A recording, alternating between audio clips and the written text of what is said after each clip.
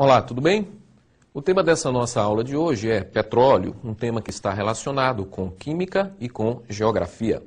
Petróleo, que significa óleo de pedra, ele foi formado há milhões e milhões de anos pela decomposição de matéria orgânica marinha, ou seja, quando pequenas plantas e animais marinhos morrem, eles ficam depositados no fundo do oceano. E diversas camadas de matéria vão soterrando isso, formando as chamadas rochas sedimentares. A pressões e temperaturas adequadas, micro-organismos vão transformando esta sopa orgânica em petróleo da forma que nós concebemos. Assim que o petróleo é descoberto, existe um estudo de viabilidade econômica da sua extração, de forma que, se for economicamente viável a extração do petróleo, aí este petróleo ele vai ser retirado e vai ser mandado para uma refinaria, né? Chegando na refinaria, o petróleo ele vai ser separado em suas diversas frações por destilação fracionada. É bom lembrar que petróleo não é uma substância pura. O petróleo é uma mistura de diversos hidrocarbonetos, desde hidrocarbonetos de massas molares muito pequenininhas, até hidrocarbonetos de massas molares enormes, compondo, portanto, uma vasta gama de substâncias diferentes derivadas de petróleo. Observe pelo diagrama que o petróleo ele entra pré-aquecido na parte mais baixa da torre e os componentes mais leves, aqueles componentes que apresentam o menor ponto de ebulição, são vaporizados subindo pela torre. No topo da torre são retirados os materiais mais leves, como o GLP, ou seja, gás liquefeito de petróleo. E na parte mais baixa da torre são retiradas as frações mais pesadas, ou seja, o piche e o asfalto.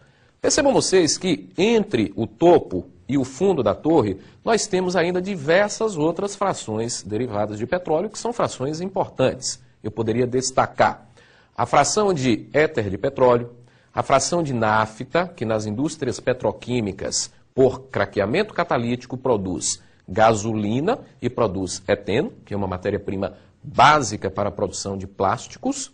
A própria gasolina, propriamente dita, utilizada como combustível de aviação, como combustível de automóveis, e o óleo diesel, utilizado também como combustível para movimentação de caminhões e navios. Temos também óleo lubrificante, piche e asfalto, dentre diversas outras frações. É importante lembrar que destas frações citadas, as frações que apresentam o maior valor agregado, ou seja, comercialmente falando, as frações mais importantes, são fração de gasolina e fração de óleo diesel.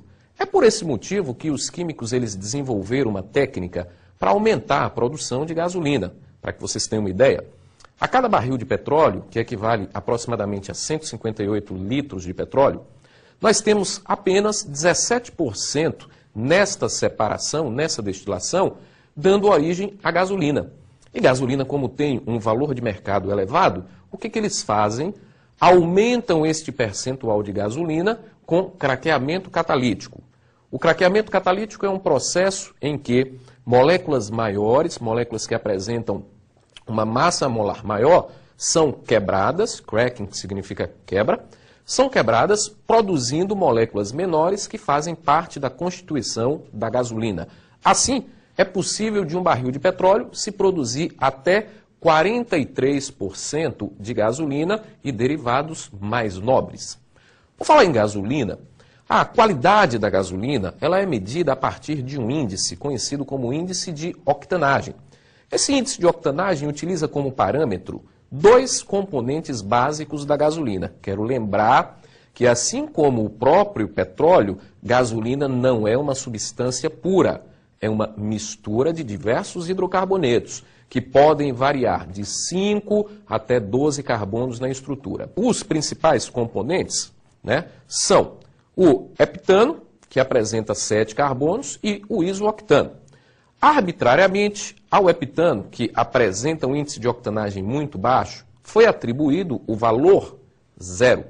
E o isooctano, que seria o de maior índice de octanagem, foi atribuído o valor 100. Entre um e outro, nós temos os diversos componentes.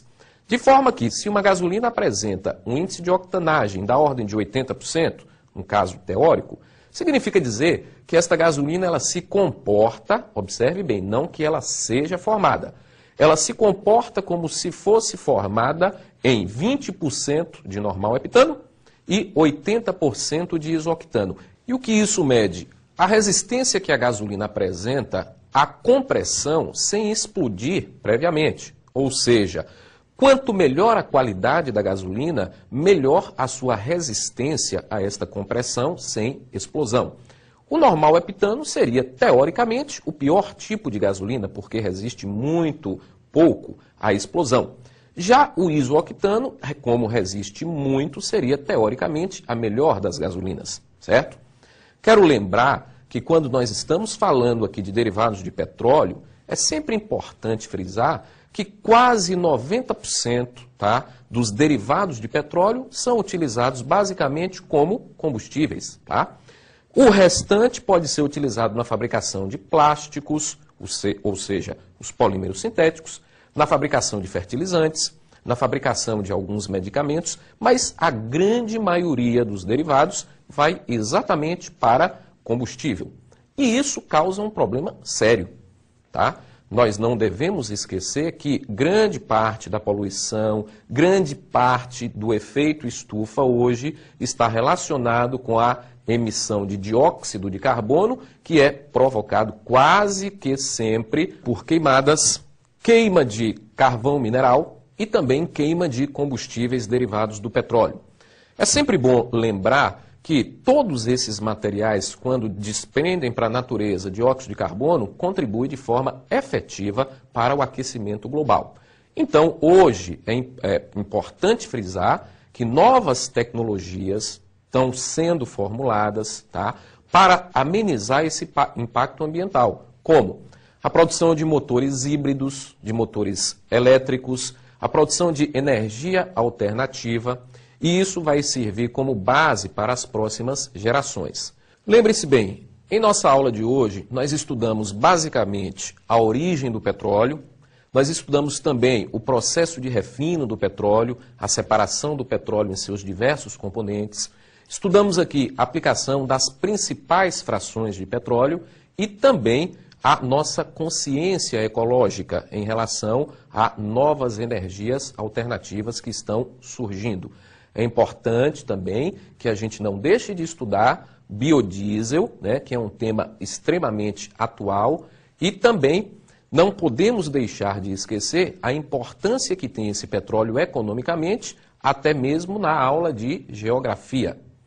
Um abraço e até a próxima.